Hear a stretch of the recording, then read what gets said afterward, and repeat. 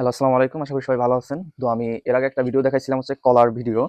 তো আসলে আমি এখন আমার কলাগুলো কেটে রাখছিলাম। দেখুন, কলার প্রত্যেকটা মানে সাইড দিয়ে, বুড়ার দিক দিয়ে মানে কি একটা অবস্থা হয়ে গেছে। এটা প্রায় 15 দিনের মতো ছিল। ওই যে মাটির যে কলা আছে, কলার মধ্যে।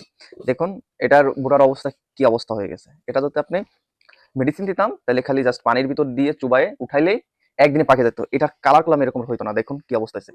কিন্তু এই কলাটা এখন পাকার পরে এই কলাটা আর খাইতে বা এত স্বাদ মানে খাওয়ার জিনিসটা কোনো সময় আসলে ভিডিওতে উপলব্ধি করা যায় না, কিন্তু কলাটার স্বাদ পেলাম এবং গুণগত মান খুবই অসাধারণ, খুবই অসাধারণ।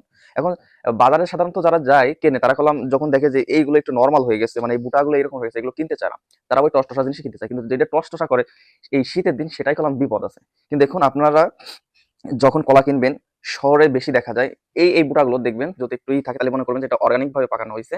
আর যেগুলো দেখবেন যে একটু ফ্রেশ ফ্রেশ একবারে তরতাজা বা এইগুলো অনেক ফ্রেশ, সেগুলো ভাববেন যে ওগুলো হচ্ছে কি মেডিসিন দিয়ে পাকানো। তো আমরা আসলে কলা খাওয়ার সময় অবশ্যই সতর্ক হয়ে থাকবেন। সবাই ভালো থাকবেন, সুস্থ থাকবেন। আল্লাহ হাফেজ।